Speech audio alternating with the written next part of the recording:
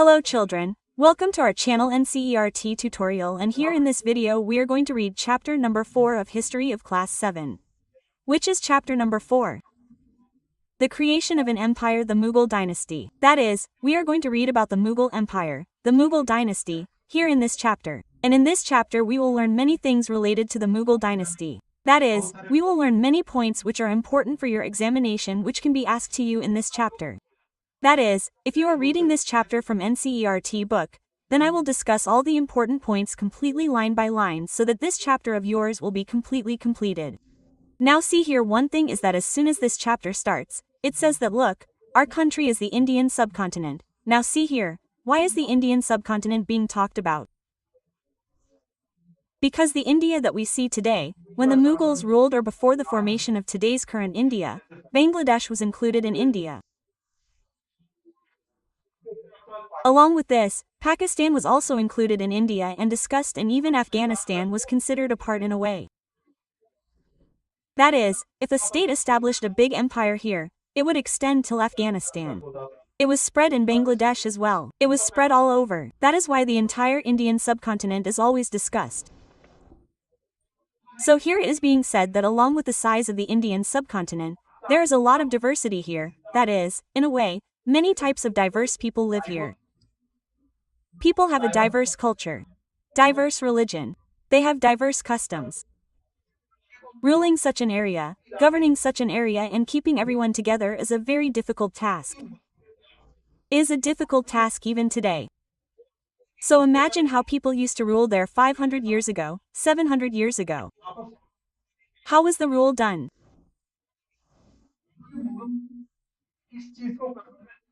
But these Mughals were successful in doing this, and in a way they made it impossible, and in a way they ruled India very well for about 200 years, and they ruled very well.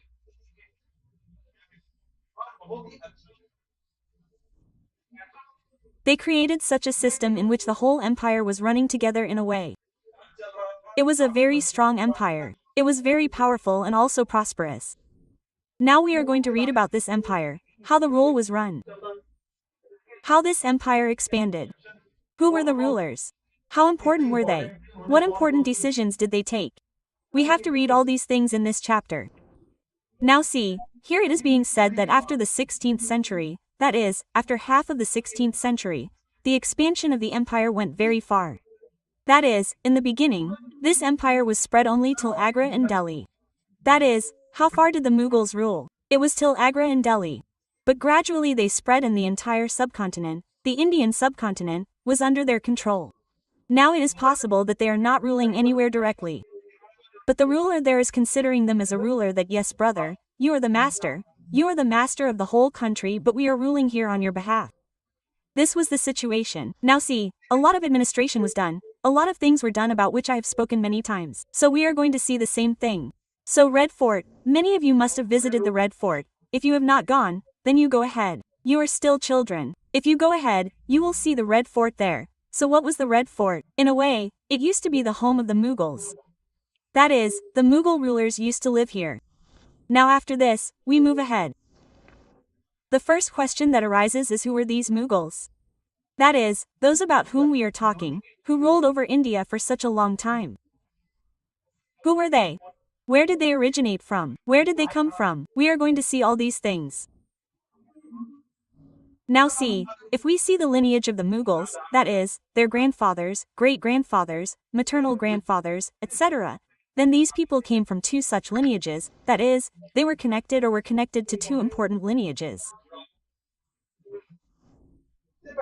First of all, their mother, that is, their maternal uncle's family, was a descendant of Genghis Khan, who died in 1227. You must be knowing about them.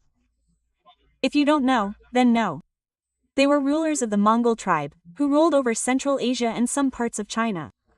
You had read about the Mongols in the previous chapter, that the Mongols were invading. You had read all these things.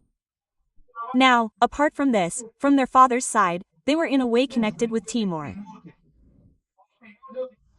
And Timur died in 1404.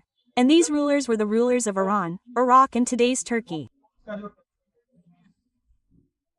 And look, the Mughals did not like to be called Mongols or Mughals. Why did they not like it? Because Genghis Khan was very much associated with him. The matter of murder etc. was that he had killed a large number of people. Because of this, they wanted to get rid of him in a way. But those who were here used to accept Timur in a way that yes, they felt very proud. That is, the Mughal rulers always felt proud of Timur, that they are descendants of Timur. They are descendants in this way, and they wanted to get rid of Genghis Khan, saying that no, we have no relation with him. There were many reasons for this. One was that a lot of people were massacred. The second reason for this was that the Uzbeks, who are another tribe in a way, which was a Mongol tribe, were also connected to them. They were connected to Genghis Khan. For this reason, if we look further, look, here is a painting. What does this painting you are seeing tell? In this painting, all the rulers of your Mughal dynasty are shown here. Who is in the center here? This is Timur. This ruler about whom we just talked. After that, all the rulers of this Mughal dynasty are here one by one. Babar is also here. Akbar is also here. Humayun is also here. Apart from this, Aurangzeb is also there. The images of Babar's father, great-grandfather, all of them are here. That means who all are there now, this cannot be known clearly, but the images of all the people have been created here. So what does this image show? This image shows that the rulers of the Mughal dynasty like to associate themselves with Timur. They felt very proud. So this tells us in a way that with which dynasty they like to associate themselves a lot.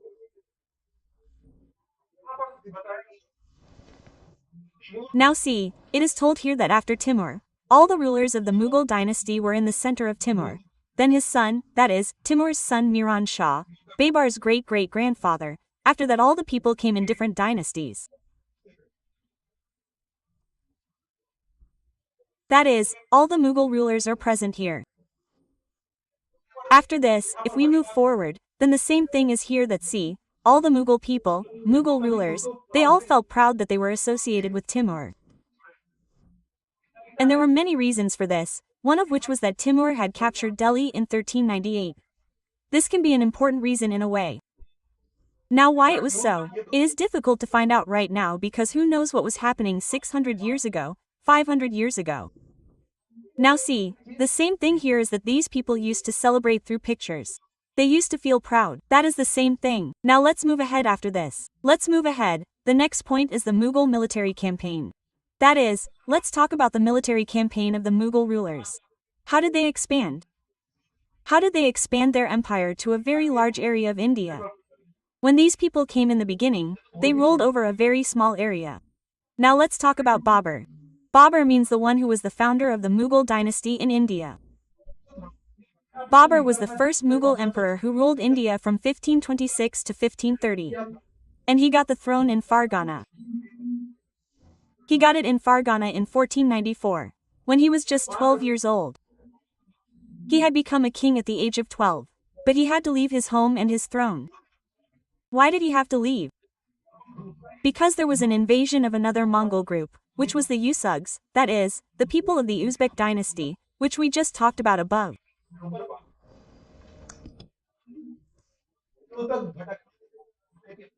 Now after this, after wandering for many years, he again captured Kabul in 1504.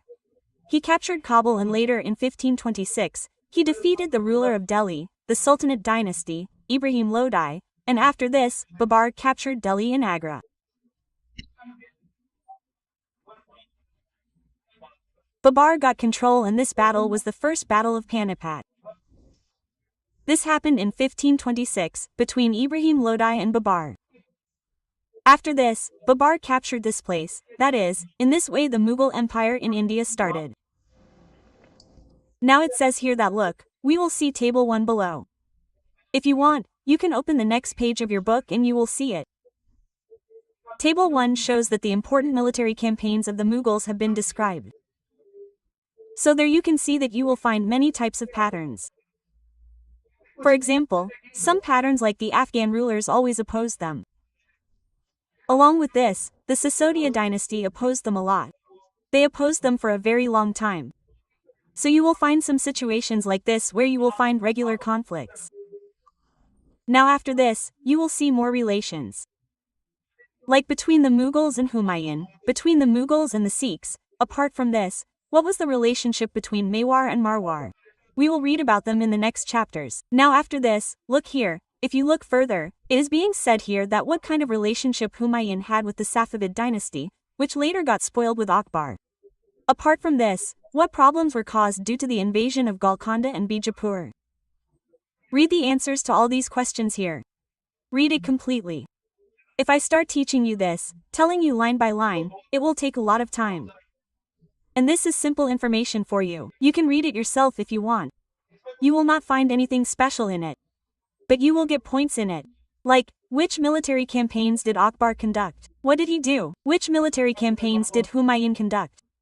How did he manage his empire? After this, which wars did Babur fight? All these things are here. Like Babur's first battle of Panipat in 1526. The Battle of Ajokawa was fought in 1527. The Battle of Chanderi was fought in 1528. In this way and in many other ways, you will find information about all the wars and decisions here. You should read it yourself because this is very point-wise information which will be good for you if you read it. After this, look here, you have this image. It shows in a way the rule of Akbar during his time. How big was Akbar's kingdom? You should sit with a book open so that you will understand it better. Now after this comes the Mughal tradition of succession. That is, how will the next person of the Mughal dynasty sit on the throne?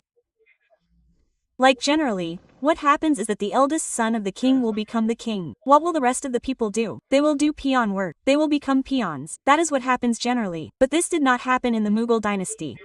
The Mughals used to adopt a different method that the empire will be divided among all the sons and everyone will get an equal share. This was the simple situation. This is how the whole system worked.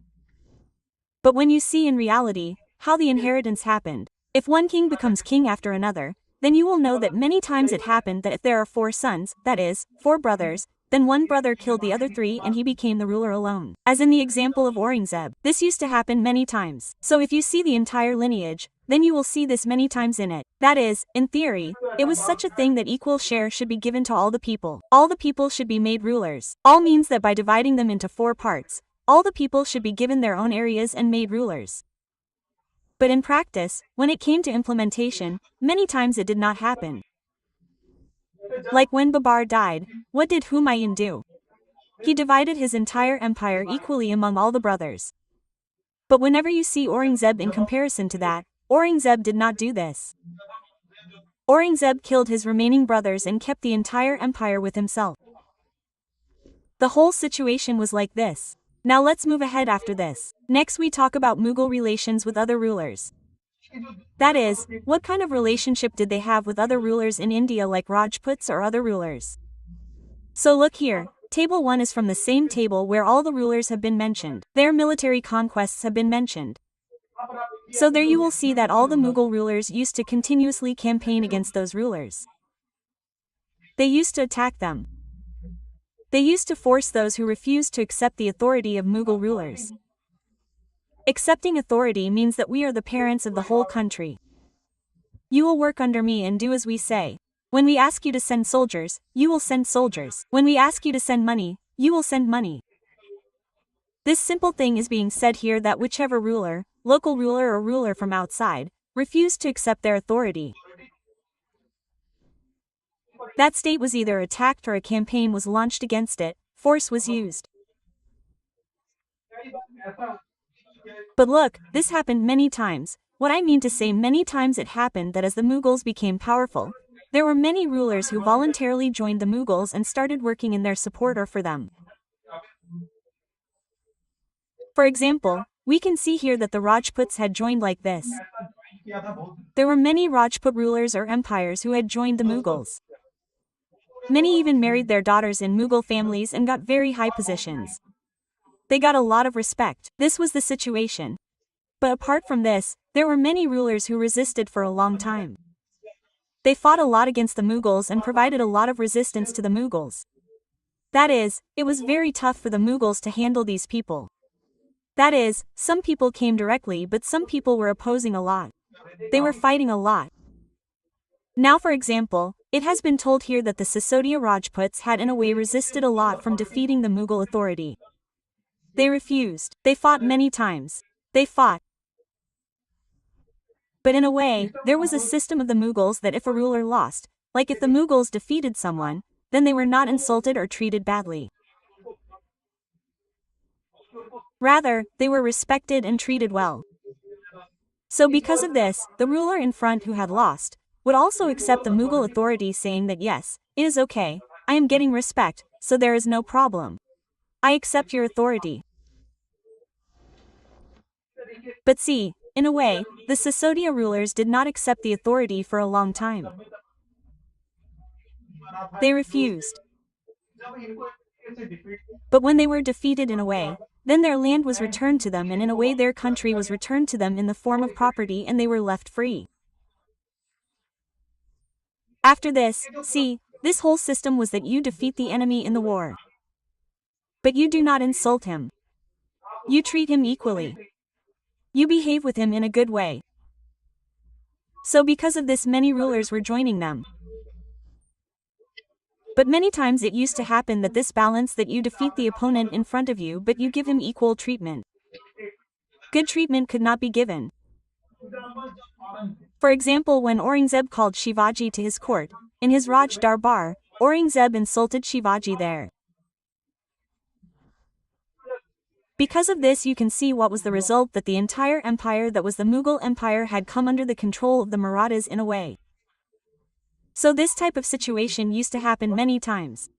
Now here we come to the next topic, which is Mansabdar and Jagirdar. Now here we have to understand how the entire empire of the Mughals was run. That is, how was the tax collected? How were the soldiers kept? How did the soldiers work? Who used to pay? In what way were the money given? Who were the officials of that time in a way? How did the entire system run? We are going to see this thing. So, see, in the beginning, when this empire was formed, in the initial period, then at that time mainly Turkish nobles, that is, Turks who were elite people, people of high families, were kept in service in a way. That is, those who were IAS, for example, in today's government, the government of India, those who became IAS or ministers, the prime minister became the complete head, the top. But who is after that? After that there are ministers, who are very powerful people in their respective areas. After that there are IAS people, who are very powerful. So the same thing is being discussed here about ministers and IAS, etc., that in the beginning, Durrani people were appointed to the posts of today's ministers and IAS. That is, Turkish nobles were appointed. But as the empire expanded, Iranian people also started being appointed in the service.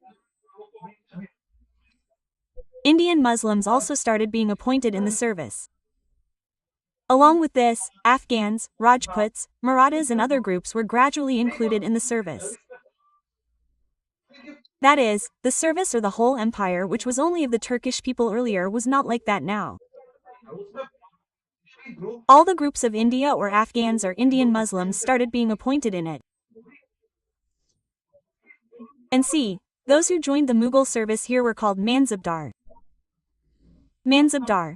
Now what is a Mansabdar? It is very simple to understand this. Today, you understand in a way that IAS is an IAS in a way.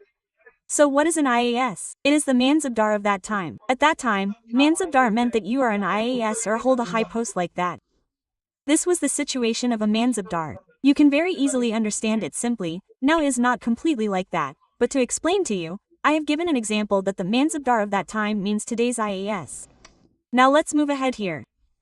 So now let's talk about Mansabdar. Now see, what is a Mansabdar? Let's understand this a little. Let's know about Mansabdar. Now see, the simple meaning of Mansabdar is a person who holds a mansab. What does mansab mean? Position or rank. That is, any person who has any position in the court or any rank. What is he? He is a Mansabdar. That is, if any person is given a position. If I am given a ministry in the government of India, then what am I? If I have a position or a rank, then what have I become in the government of India today? I have become a Mansabdar. That is the situation. Now see, the Mansabdars here are graded. Grading was done. That is, the Mansabdar will have a rank. It is not that if everyone has become a Mansabdar, then everyone is equal. It was not like that. The Mansabdar will have a rank. First, in grading, many things will be defined. What is the rank? That is, how much power does he have? What is his salary? And along with this, what are his military responsibilities? This was decided in a way according to grading. Now how was the grading done? Grading was done according to numerical value.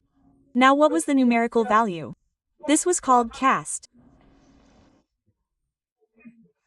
Now see, the higher the caste of a Mansabdar, the more value he will get in a way. For example, if a Mansabdar whose rank is 5,000, then he has the most power.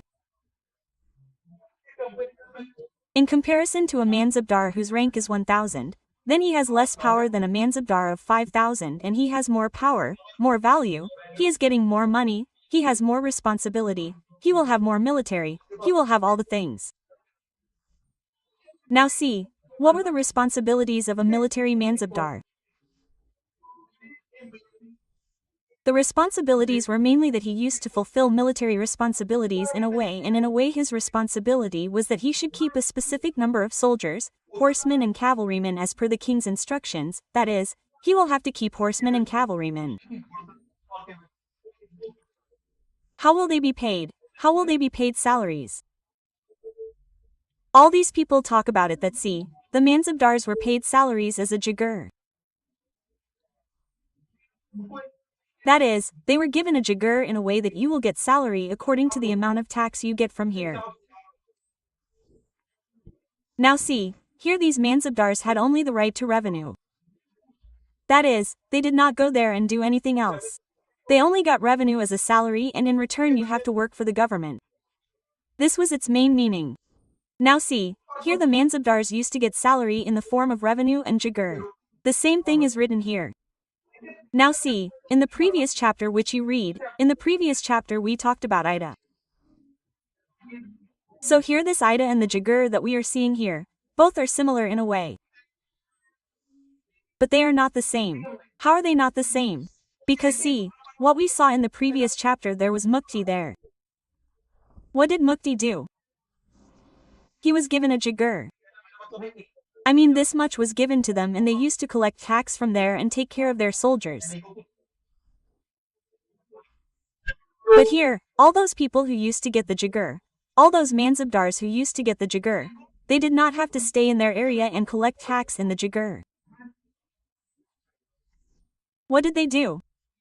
They had the right to collect revenue. But they did not do the work of revenue collection themselves, rather their servants used to do it for them. Employees used to do it, and their work was in some other place. For example, if you look at the example of India today, there is a Mansabdar who got the Mansab up and told him that whatever tax comes in up, he will get that much money.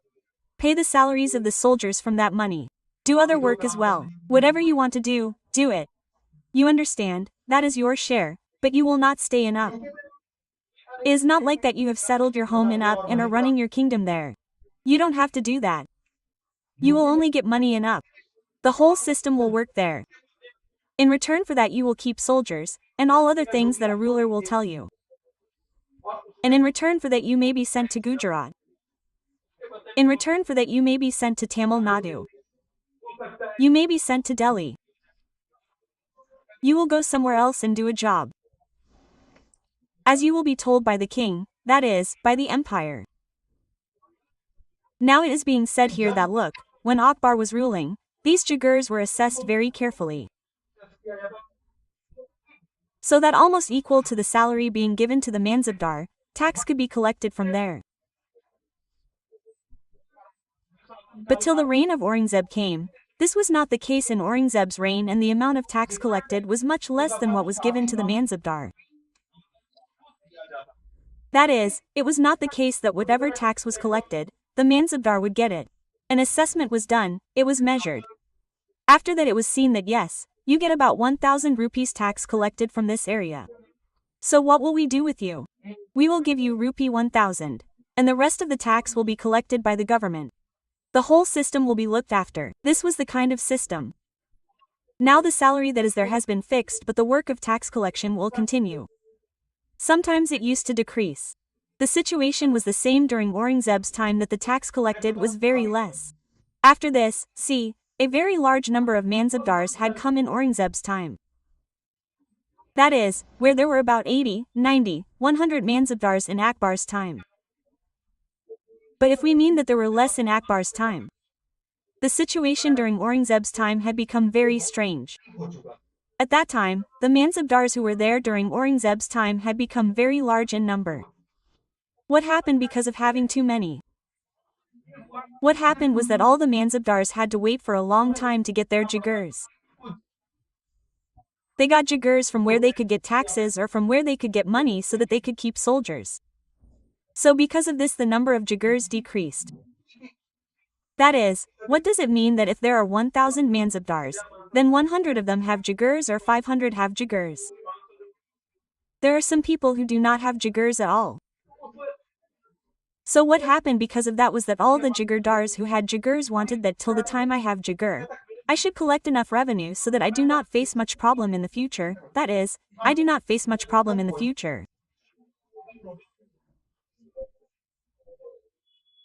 Because of this, the people living there, the farmers, those who have to pay tax, those who are working, were in a very dictatorial situation, that people were very troubled and they had to bear the brunt of this. That is, all your taxpayers. After this comes the issue of Zabit and Zamindar, that is, the tax collection system. Now see, what was the main source of tax for the government here, that is, the Mughal Empire. The main source of its tax was the tax that was levied on food, that is, on the produce of the farmers, that was their main source. What used to happen in most of the areas was that the farmers did not pay tax directly. They used to pay tax through rural elites. Here, the simple meaning of rural elite is those who were called zamindar. Now see, you must have heard the word zamindar. It is a very famous word in today's time, not in the present time. That means you must be knowing what a zamindar is. Now see, zamindar was not a specific post. So here in the Mughal Empire, all the people who used to do the work of tax collection, like someone became the headman of a village or the ruler of an area or any such person who is included in this system was a zamindar. Here the same thing is written to describe all intermediaries whether they were local headsmen of villages or powerful champions. That means it can be anyone. There can be a headman of the village. Apart from this, there can also be a ruler of the area. Everyone included was called zamindar. Now see, it is being said here that Akbar's revenue minister, Todar did a very careful survey. That is, how much farming is done in which area, which crop is grown, what is its cost and how much cultivation is done, on the basis of 10 years, that is, we have just done the calculation, so this calculation will work for 10 years, they did the calculation like this. And on this basis, that is, on the basis of 10 years, the tax was fixed for 1570 to 1580. That is, the tax started being taken in cash. And on this basis, that is, the tax was fixed, in cash.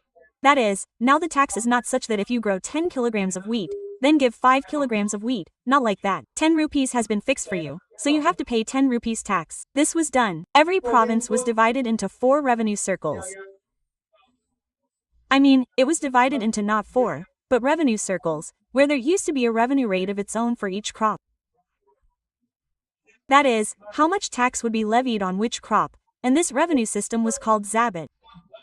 That is, what was this entire system called? Zabit means the system of tax collection, how much tax would be levied on which crop. How much tax would be levied in which area. This entire system was created by Todar. It was called Zat system. It was called Zabit.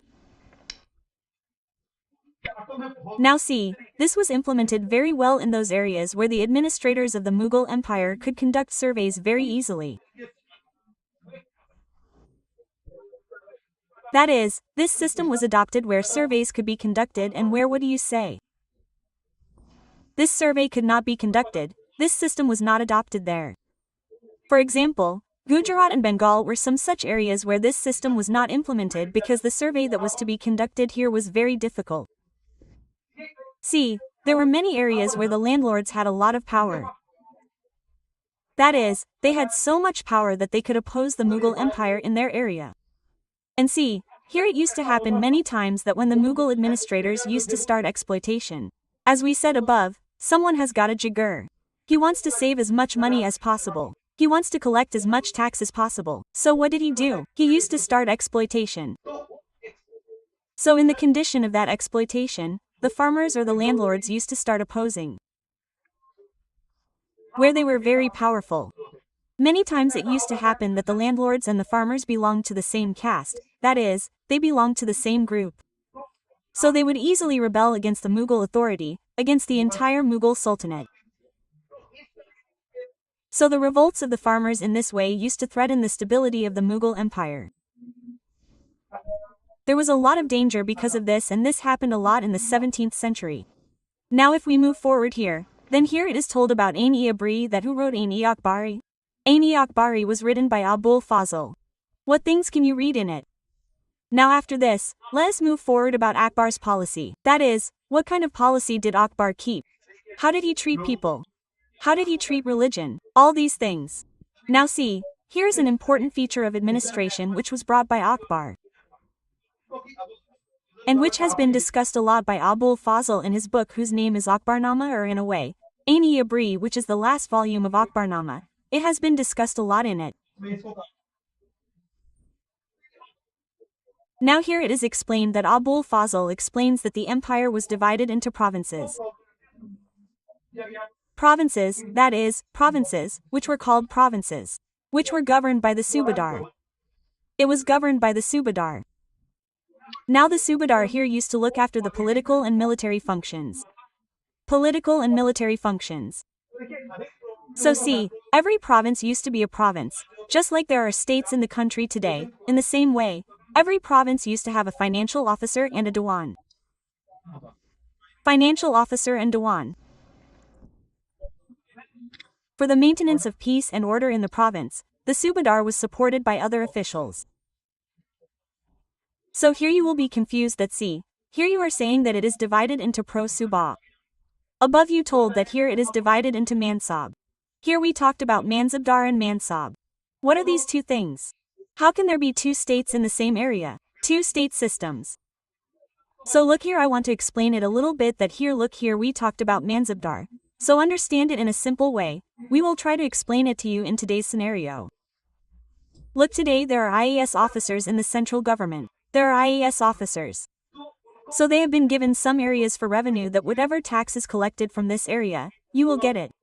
What do you have to do? You have to keep soldiers. You have to keep soldiers or do whatever the king says. You have to look after all these things. So this is your work of Mansabdar. That means you are an employee of the central government. That means like a minister, or you are an IAS officer, a high-rank IAS officer. This is Mansabdar. But when we go down here, what do we talk about here? Here we talk about the province. So what is a province and what is a Subadar? Now the Subadar or the province here is the state of today's India, or like a state.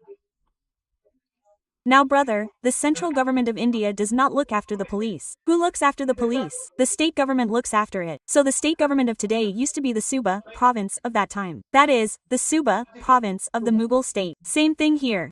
Now do not confuse what these two things are. We are getting confused. Do not say this. Now look, here we will talk about Suba, province, and Subadar, Subadar. Now here we are talking about how the whole system used to run. How did the police work? How was the entire law and order maintained? First of all, there would be a state. Who became the ruler? He became the king. That is, he became the king. King.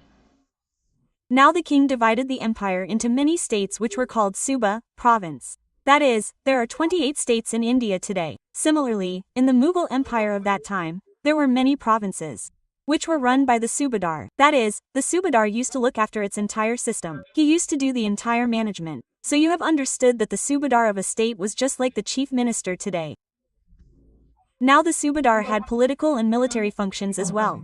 Political functions were such that law and order was maintained there. No one should oppose. In this way, when military soldiers were demanded, you provide them.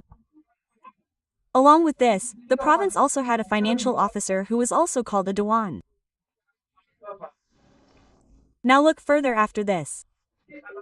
Apart from this, there was peace in its area, order was maintained. For these things, the Subadar had many officers in his support. Like there was a military paymaster who was called Bakshi. There was a minister who looked after religious and charitable patronage, who was called Sadar. Along with this, there was a military commander called Fajdar. Along with this, there were police commanders. That is, police officers were called Kotwal. Like today's police station, there used to be a Kotwal at that time.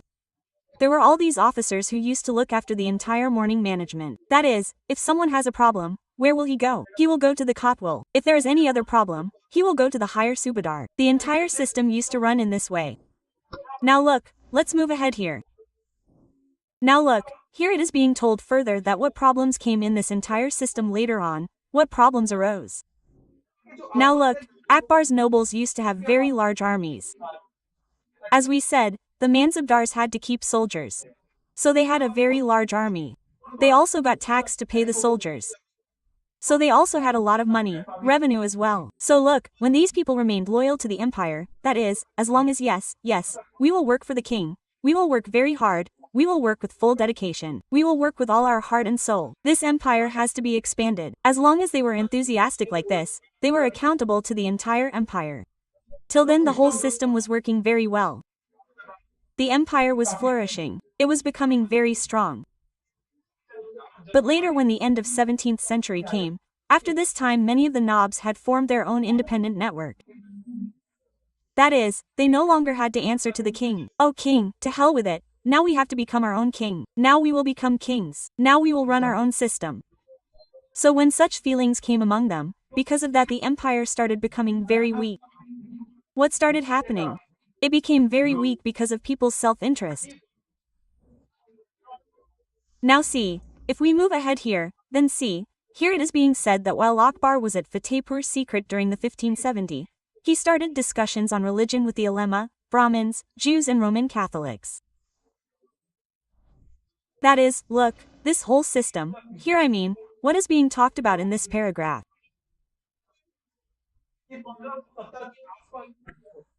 It is being said that around 1570, when he was in Fatehpur Sikri, he started discussing religion with the scholars of different religions, like Pandit, Maulana, or the father of the church, apart from this, the people of the Zoroastrian religion, or people of other religions.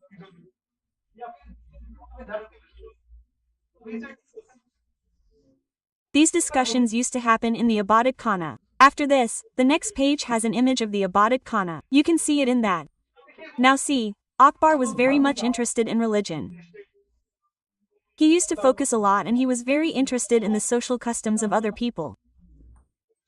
That is, he was a Muslim but he wanted to know how the Hindu people work or what their customs are or how the Christians deal with something. How do the Zoroastrians deal? What does their religion say? He was interested in knowing all these things. Now see, when he talked to all the people of all religions, discussed with all the people, then he came to know that those who focus more on rituals, focus on rituals or dogma. So you must have understood the meaning of ritual as karmakand. Now dogma means such things which you cannot oppose. That is, if the Panditji said that brother, what do you have to do in the morning? If you have to feed some fodder to the cow, then you have to feed it, just feed it. You cannot oppose it. You have to do as the Panditji said. People who have such thoughts, people with such thoughts were called dogma. It is called. Here its simple explanation is given. I mean such things are called. Statement and an interpretation declared as authority with the expectation that it would be followed without question. That is, such a thing which you have to follow without opposing it. So, the people who used to have such thoughts are now are of course by gods. Now what is the meaning of by God? The meaning of by God is also given here. You can read it if you want. A person who is quite intolerant towards the religious beliefs or culture of another person. That is, when you see the culture of another person or when you see his thoughts, you will get quite disturbed. Not intolerant, it should not be like this. Whatever we do should happen. So, that is what is called by God here. Now see, after seeing this thing here or understanding this thing, Akbar understood that such people, who are such pundits or maulanas, such people, when they go and give teachings or when these people go and talk in public, then there is division and disharmony among the people.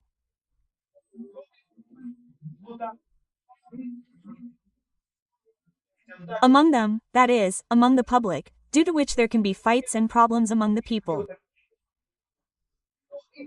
So, due to this Akbar came up with a new idea or a new thought which was named Sul-Kul. Sula-Kul.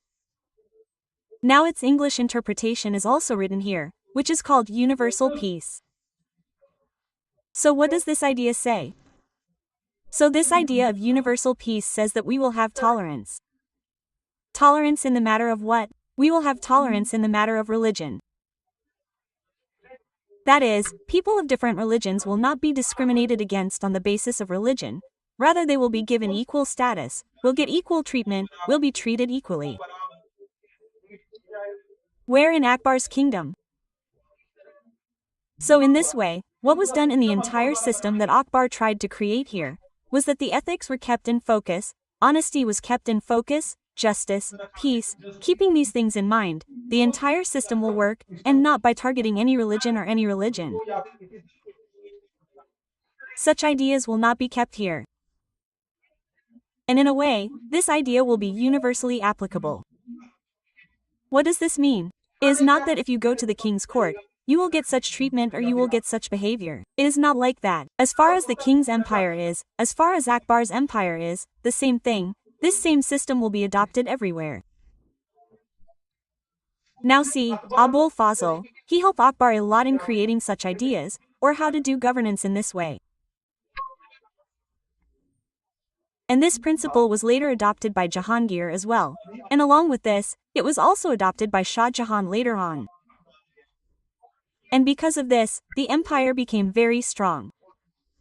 Why did it become strong? Because people who belonged to a different religion like Rajputs or people from other classes could easily come and meet the ruler comfortably. They could work with him. Because there is no talk about his religion. There is no discussion. There is no discrimination, so he does not have any problem. But if the same person comes, you start discriminating against him. You start targeting him. You start discriminating against him. So would he work with the king? Would he send his soldiers for the king or not? The king needs us, we send our soldiers. This could not happen. So this was a very big reason why the Mughal Empire was successful. Now see here, what did Jahangir, who was Akbar's son, say about his father or about his idea? It is said in this that see, in this way, all the people can come easily. You can easily meet them and there will be no discrimination against them. This is how it is here. You can read it if you want. It is useless for me to read it because there are no important questions or anything else in it. Now let's talk about this further. The Mughal Empire in the 17th century and after, that is, let's talk about how the Mughal Empire was in the 17th century or after that. So see, the administrative and military efficiency of the Mughal Empire led to a lot of economic and commercial prosperity for the Mughal Empire. So see, the international travelers who used to come at that time used to call the state of the Mughal Empire or this entire area as a land of wealth.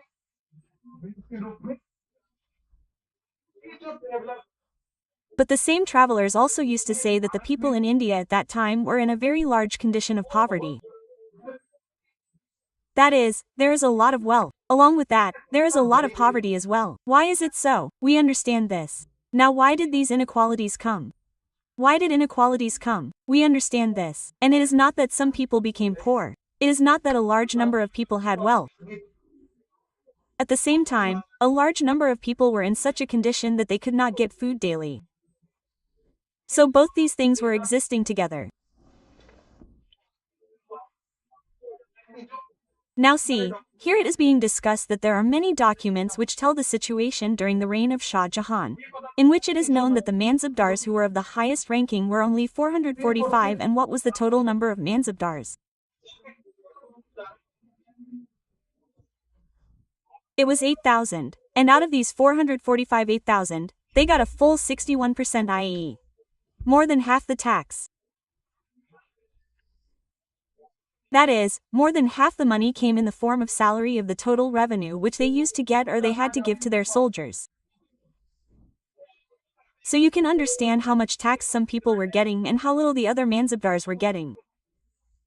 Because of this there was a problem of many kinds. Now where does the problem come apart from this? Where does the main problem come? Because of which we saw the difference between richness and poverty, that was that the Manzabdars or the Mughal emperors were getting a lot of money. They also had a lot of power. There was no one to oppose them or ask them any questions. So they would spend money according to their wish. They would spend money wherever they wanted. So because of this, whatever income these people got, it used to go in such things which were very valuable. Like someone wants to wear very expensive clothes. Someone wants to eat very good food or wants to do very good things, so these people used to spend a lot of money on that. That is, these people used to spend money on lavish life. So because of this, those who provided artisan products to these people, i.e., these soldiers or these Manzabdars or the kings of the empire, i.e., those who provided clothes etc., used to benefit a lot. They used to get a lot of money, and along with this, the farmers who provided them with food also used to benefit a lot. So these people were very happy. But those who were basic people in a way, who were paying money to the government in the form of their taxes, did not get any benefit. Because these people used to invest very little in the land where farming is done, such as building canals and doing other things. Not just very little, it used to happen at all. People were busy in their lives. They did not care at all about what kind of life the farmer below was living. So, because of this, the condition of the people was very bad and they had to earn and eat daily. And they did not have enough money to increase the tools or supplies to increase farming. And the rich farmers, or artisans, or merchant bankers, all of them were making a lot of profit. That is, the rich people, like rich farmers, some farmers are rich, who have a lot of land, or there are some people, artisan groups, who make good clothes, like someone is making a sari worth Rs. 500, making a sari worth Rs. 1 lakh, making a sari for the king, means making clothes. Such people used to benefit a lot, who were merchants, who did business, or who were bankers, they used to benefit a lot in this whole system. But these poor people who had some land and were just paying taxes, they used to suffer a lot. Now see, here it is being said that the enormous wealth and resources commanded by the Mughal elite made them an extremely powerful group of people in the late 17th century. That is, who were these people? That is, the Mughal elite. Who became the Mughal elite? They became Manzabdars or Subadars. Those who had a very large area to rule, control, manage, or those who had a lot of money.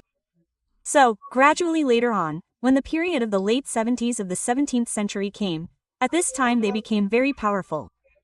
They got so much power that they slowly started standing against the Mughal Empire. That is, as the Mughal Empire's control weakened even a little, these people increased their power. As it weakened a little more, they increased their power a little more. Gradually it happened that these people who used to work for the empire earlier, used to work in the empire. They had become powerful centers in a way. That is, if the government or any person has any work, then he will not go to the empire ruler but will go to these people because they now have a lot of power. So gradually what happened was that these people became so powerful that later on they established their new dynasties. They established their new empires, and in a way they started running their provinces as their independent states. Like Hyderabad and Awadh. These are some examples of people who have established their own states by separating from the Mughal Empire. But see, it was not like when they established their own states, they said that no, now we will go and attack Delhi. No one used to do this. These people used to say that okay, you are the king of Delhi. You stay here. We are managing here. We are managing on your behalf. They used to say this. What are we to you? We are your employees. They used to say this just for the sake of it. But in reality it was not like that. These people were running their own independent states. Now see, by the 18th century, the provinces had got independent political identities in a way. So what happened in the beginning? In the beginning, they became free. They said yes, it is my own state. Now we will not go to Delhi to ask anything. Now we will not go to our king to ask anything. We are running our own. They have just told the king that yes, we are working for you. We have taken care of this area for you.